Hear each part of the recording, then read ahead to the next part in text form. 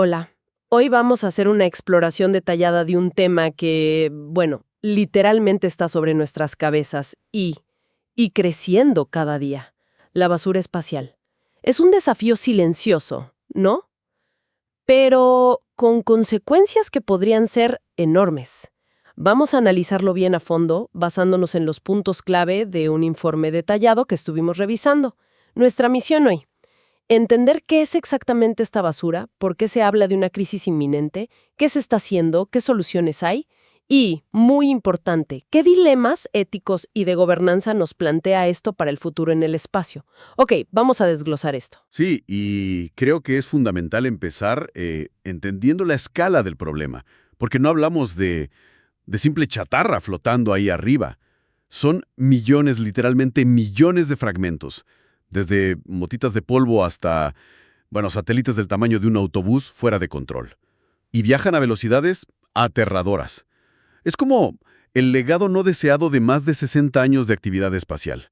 Una especie de hipoteca orbital, como dices tú, que no para de crecer. Exacto. Entonces, para empezar por lo básico, ¿qué consideramos exactamente basura espacial? Pues, en términos simples, es cualquier objeto que hicimos los humanos que está en órbita alrededor de la Tierra y que ya no sirve para nada. Esto incluye satélites enteros que ya, bueno, se murieron, dejaron de funcionar, también las partes de los cohetes que los llevaron hasta allá, las etapas superiores, herramientas que se les han perdido a los astronautas en caminatas espaciales. ¿Te acuerdas de esa caja de herramientas que se hizo famosa en 2008? Sí, me acuerdo. Pues eso también. E incluso cosas tan pequeñas como escamas de pintura se desprenden por el ambiente tan hostil del espacio, ¿no?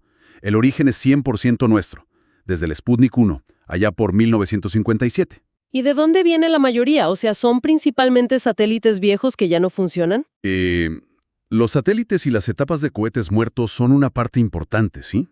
Sobre todo si piensas en la masa total. El error al principio fue pensar que la atmósfera los iba a limpiar rápido. No, que iban a caer y quemarse. Pero en órbitas altas pueden quedarse ahí arriba por siglos, Oh. o nunca caer. Pero si hablamos de número de objetos, la fuente principal son los llamados eventos de fragmentación. ¿Fragmentación? ¿Qué es eso? Son, bueno, explosiones, básicamente.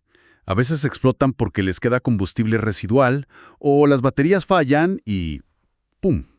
O también colisiones accidentales entre objetos. Se calcula que ha habido un promedio de unos 12 eventos de estos cada año en las últimas 2 décadas. ¿12 por año? Sí. Y a eso hay que sumarle, aunque son menos frecuentes, las pruebas deliberadas de armas antisatélite, las ASAT. Algunos países las han hecho, y eso ha creado nubes enormes de metralla, de fragmentos muy pequeños y que duran muchísimo tiempo en órbita. Millones de fragmentos, dijiste antes. ¿Y cómo sabemos cuántos hay? ¿Se puede seguir todo eso? Ahí está el punto clave. La Red de Vigilancia Espacial de Estados Unidos y otras parecidas sí rastrean activamente objetos, pero solo los que miden más de 10 centímetros en órbita baja, lo que llamamos LEO. Y de esos hay, bueno, las estimaciones varían, entre 34.000 y unos 54.000. Ok, esos son los grandes, digamos. Exacto. Son peligrosos, claro. Una colisión con uno de esos puede ser catastrófica, pero al menos los vemos venir, ¿entiendes? Se pueden hacer maniobras para esquivarlos. ¿Y los más pequeños? Los que mencionaste antes, la pintura, los fragmentos de explosiones. Para esos dependemos de modelos estadísticos. La Agencia Espacial Europea, la ESA, tiene uno muy conocido, MASTER. Y aquí es donde la cosa se pone preocupante.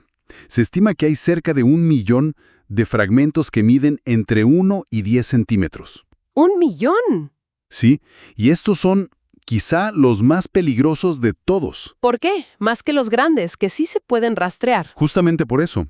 Porque son lo suficientemente grandes como para destruir un satélite por completo, o para causar un daño gravísimo a la Estación Espacial Internacional, por ejemplo. Pero al mismo tiempo, son demasiado pequeños para poder rastrearlos de forma fiable y constante desde la Tierra. Son como balas perdidas invisibles viajando a una velocidad tremenda. Entiendo. Invisibles pero letales. Exacto. Y luego, si bajamos más el tamaño, se calcula que hay más de 100 millones de partículas entre 1 milímetro y 1 centímetro. Esas pueden dañar sistemas críticos, paneles solares, sensores, y ya por debajo de 1 milímetro hablamos de billones. Esas no destruyen, pero erosionan las superficies como un chorreado de arena constante. En total, la masa estimada de todo este material orbitando más de 9.500 toneladas métricas. Una barbaridad. 9.500 toneladas. Y el punto clave es insisto. La inmensa mayoría de los objetos que son realmente peligrosos, esos de 1 a 10 centímetros, son invisibles para nosotros. Estamos volando en una especie de campo de minas probabilístico. Hablabas de la velocidad. Más de 28.000 kilómetros por hora en órbita baja. Cuesta hacerse una idea de la energía que lleva algo así. ¿Qué pasa cuando impacta algo a esa velocidad? La velocidad lo es todo. Olvídate del tamaño por un momento. A 28.000 kilómetros por hora, un pedacito de metal de solo 1 centímetro impacta con la energía cinética de una granada de mano. ¿Una granada? Sí. O piensa en una simple escama de pintura, ¿no? Algo que parece inofensivo. Bueno, a esa velocidad puede golpear como si te lanzaran una bola de bolos a 100 kilómetros por hora. ¡Wow! Eso sí que da perspectiva. Impactante. ¿Y cómo? ¿Cómo nos protegemos de algo así? ¿Se puede? ¿Y qué pasa si no? Bueno, para los fragmentos más chiquitos, los de menos de 1 centímetro, la defensa es el blindaje. La Estación Espacial Internacional, por ejemplo, usa algo llamado Whipple Shield, que es básicamente un sistema de varias capas. La idea es que la primera capa rompa el proyectil, lo fragmente, y las siguientes capas dispersen esa energía. ¿Funciona como un chaleco antibalas espacial? Algo así, sí. Pero incluso con eso, estos pequeños impactos pueden dañar cosas sensibles como los paneles solares, las ópticas de los instrumentos, o peor aún, podrían perforar un traje espacial durante una caminata. Y eso sería letal, claro. ¿Y para los objetos más grandes? Los de más de 10 centímetros que sí se ven. Para esos, como decíamos, la defensa principal es esquivarlos. Hacer maniobras de evasión de colisiones, CAMS por sus siglas en inglés. La Estación Espacial tiene protocolos muy estrictos para esto y realiza varias maniobras cada año. A veces, incluso tienen que refugiarse en las cápsulas Soyuz o Dragon por si acaso. ¿Y ha habido choques graves? Sí, lamentablemente. El más famoso, quizás, fue en 2009. Chocaron un satélite de comunicaciones Iridium que estaba activo contra un viejo satélite militar ruso, un Cosmos que ya estaba muerto. Esa colisión generó más de 2.000 nuevos fragmentos rastreables y muchísimos más pequeños que no podemos seguir.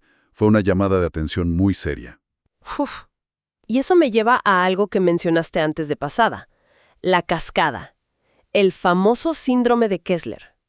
¿Qué tan real es esa amenaza? ¿Es algo de ciencia ficción o algo que podría pasar de verdad? Aquí es donde la cosa se pone realmente interesante y un poco aterradora, la verdad. La teoría de Donald Kessler, que la propuso allá por 1978, es científicamente sólida. La idea es simple. Si la densidad de objetos en una órbita particular llega a ser muy alta, alcanza un punto crítico. Entonces, una sola colisión puede generar suficientes escombros nuevos como para aumentar muchísimo la probabilidad de que ocurran más colisiones. Y esas nuevas colisiones generan aún más escombros, y así sucesivamente. Es una reacción en cadena, autosostenida. Una avalancha de basura espacial, digamos. Exacto.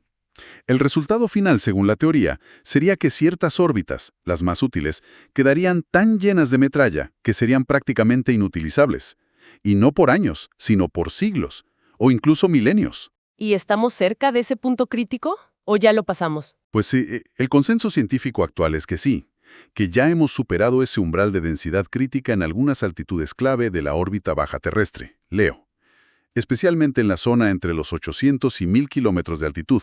O sea que ya podría estar pasando. Bueno, no es como apretar un botón, no, pero lo preocupante es que los modelos sugieren que, incluso si paráramos de lanzar cualquier cosa al espacio hoy mismo, ahora mismo, la cantidad de colisiones probablemente seguiría aumentando sola, por la cantidad de masa que ya hay ahí arriba.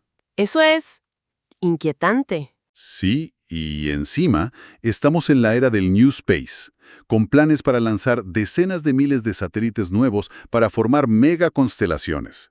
Aunque estos satélites sean más modernos y tengan planes para retirarse al final de su vida útil, el simple hecho de poner tantos objetos nuevos ahí arriba inevitablemente aumenta la densidad, la complejidad del tráfico y el riesgo general de que algo salga mal.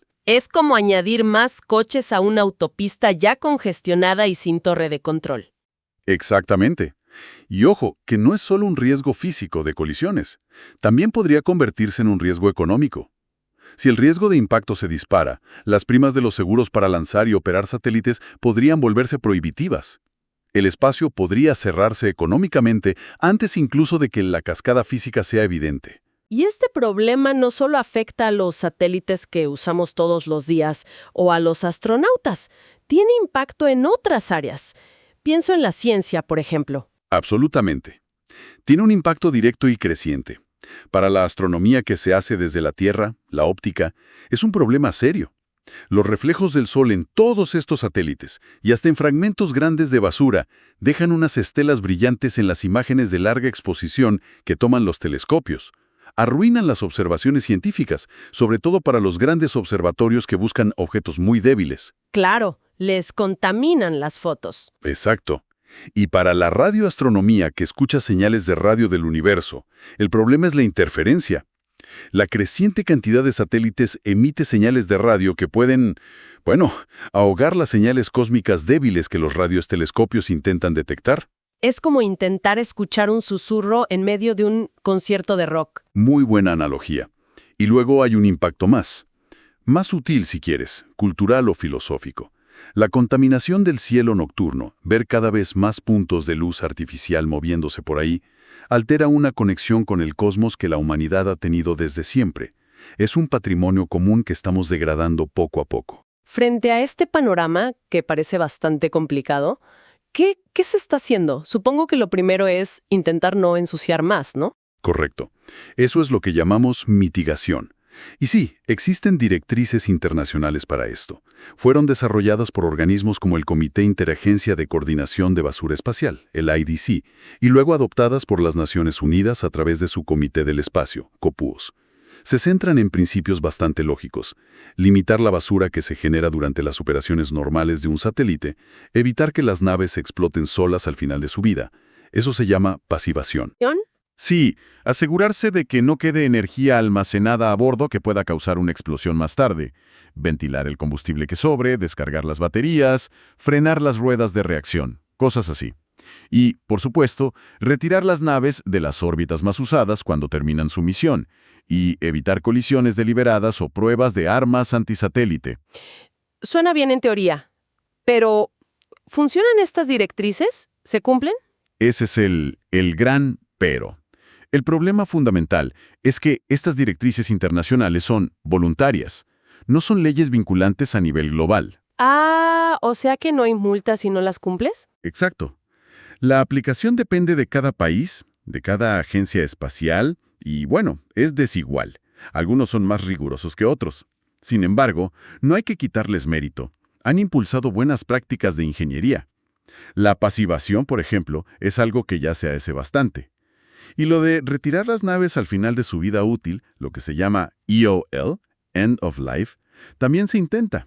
En órbita baja, LEO, la idea es usar el combustible que queda para frenar al satélite y que reingrese en la atmósfera, idealmente de forma controlada.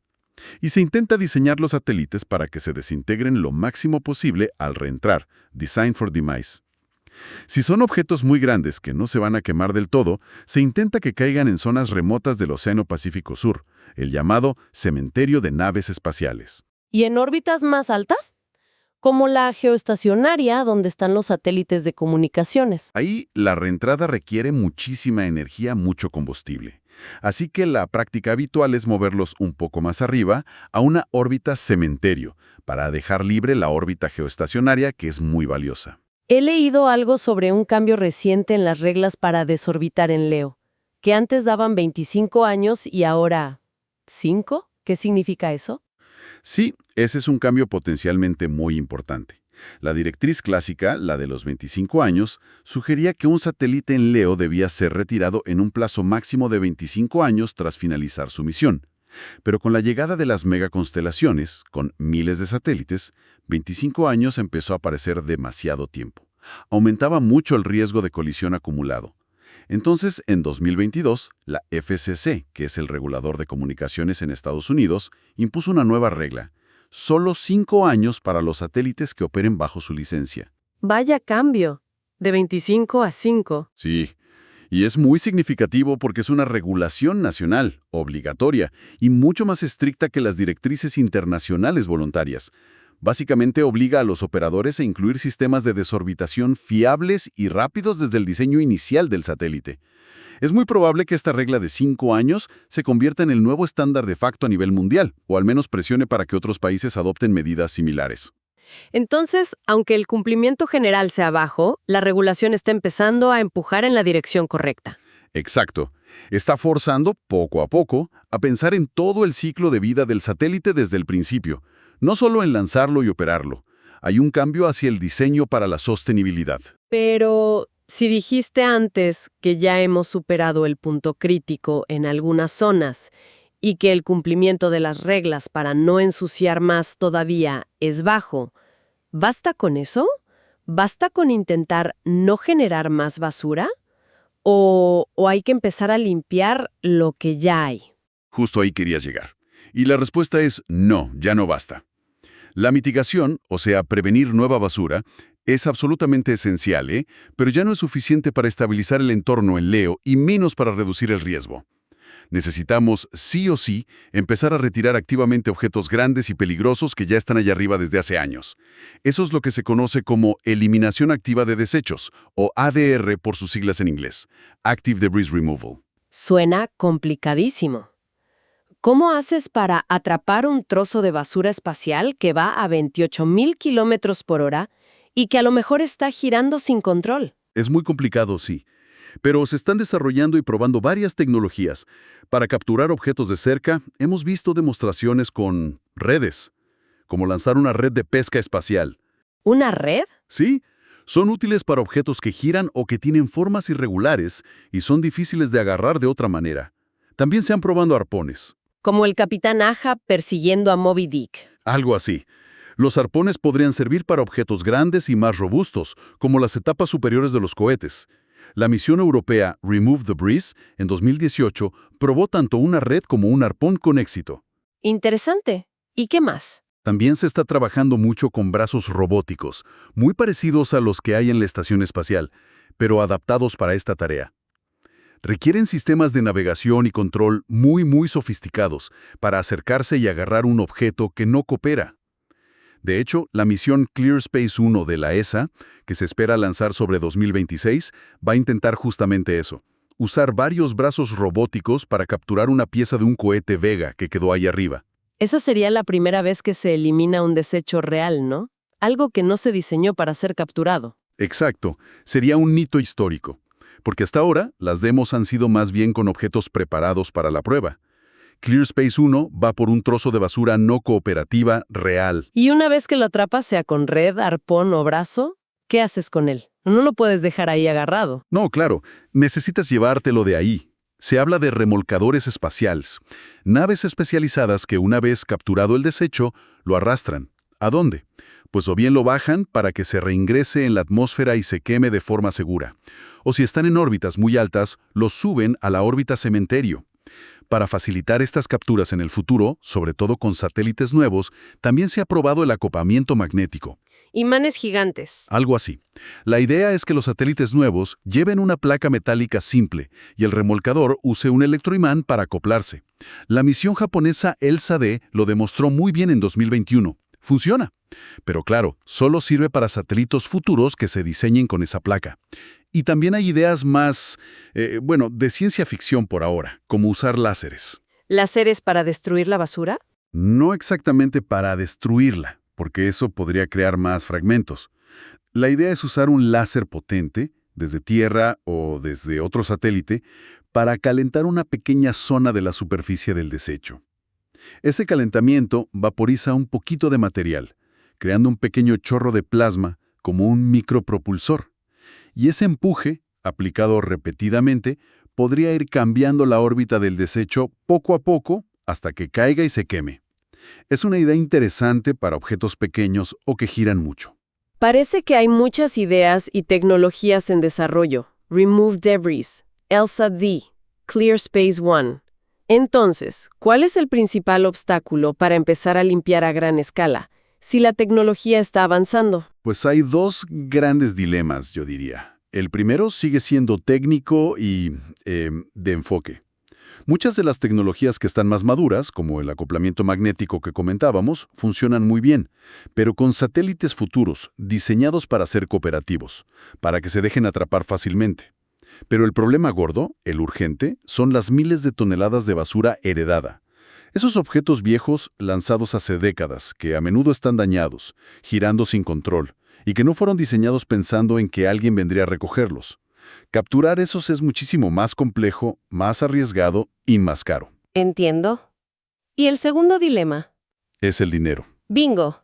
El segundo dilema es fundamentalmente económico. ¿Quién paga la cuenta de limpiar la basura espacial heredada? Claro. Falta un modelo de negocio claro. Es el ejemplo perfecto de lo que llaman la tragedia de los comunes. La limpieza beneficia a todos los que usan el espacio, ¿verdad? Un espacio más limpio es más seguro para todos. Pero ¿quién tiene el incentivo económico para financiar una misión carísima para retirar, no sé, un cohete ruso viejo lanzado en los 80s o un satélite americano de los 90s? Nadie quiere pagar por limpiar la basura de otro, sobre todo si es basura vieja. Entonces, el mercado no lo va a solucionar solo. Probablemente no para la basura heredada. Sí podría surgir un mercado comercial para servicios a operadores activos, inspeccionar sus satélites, repararlos, repostarlos, extender su vida útil y, sí, quizás retirar sus propios satélites al final. Eso sí tiene un cliente claro. Pero para la limpieza de la basura vieja, la peligrosa, la que no tiene dueño activo, eso probablemente va a requerir una inversión pública importante, ya sea de los gobiernos de los países que más contaminaron históricamente o a través de algún tipo de fondo o mecanismo internacional. Y eso nos lleva de cabeza al tema de las leyes y la ética. Mencionaste antes que, legalmente, los objetos lanzados al espacio siguen siendo propiedad del país que los lanzó, para siempre. ¿Cómo encaja eso con la necesidad de que alguien vaya y limpie esa propiedad ajena que ahora es basura peligrosa? Ahí has tocado uno de los puntos más neurálgicos y complicados de todo este asunto. El derecho espacial que tenemos hoy se basa principalmente en tratados que se firmaron en los años 60 y 70. El más importante es el Tratado del Espacio Exterior de 1967. Se diseñó en plena Guerra Fría cuando solo unos pocos países, los estados, eran los actores principales en el espacio. Establece principios fundamentales y muy importantes, como que el espacio es provincia de toda la humanidad, que no puede ser apropiado por ningún país y que los estados son responsables de sus actividades espaciales. Pero el artículo 8 de ese tratado dice textualmente que el estado que lanza un objeto al espacio retiene la jurisdicción y el control sobre ese objeto, a perpetuidad. Incluso si ese objeto ya no funciona y es un peligro para todos los demás. Sí, legalmente sí. Y lo que es crucial, los tratados no definen qué es basura espacial. Tampoco establecen un mecanismo claro para decir este objeto está abandonado o para transferir la propiedad o la responsabilidad si ya no sirve. Así que, estrictamente hablando, si una empresa o una agencia de otro país fuera a retirar un satélite muerto de, digamos, China o Rusia sin su permiso explícito, podría interpretarse como una violación de la soberanía de ese país sobre su objeto espacial. Vaya lío legal. Es una barrera enorme para la limpieza activa, entonces. Es una barrera legal muy significativa, sí. El marco legal espacial está, en cierto modo, como congelado en el tiempo. Se diseñó para una realidad muy diferente a la actual, que es de congestión, de muchísimos actores privados y de toneladas de desechos. Y modificar estos tratados internacionales requiere un consenso de todos los países que es, bueno, prácticamente imposible de alcanzar hoy en día. Por eso se recurre a parches, directrices voluntarias, regulaciones nacionales como la de la FCC. Entonces, estamos como atrapados, ¿no? Por un lado tenemos el principio bonito de que el espacio es patrimonio común de la humanidad. Pero por otro lado tenemos la realidad de una tragedia de los comunes orbital, donde todos se ensucian un poco y el recurso se degrada. Y encima, las leyes actuales dificultan la solución. Es una excelente forma de resumirlo, sí.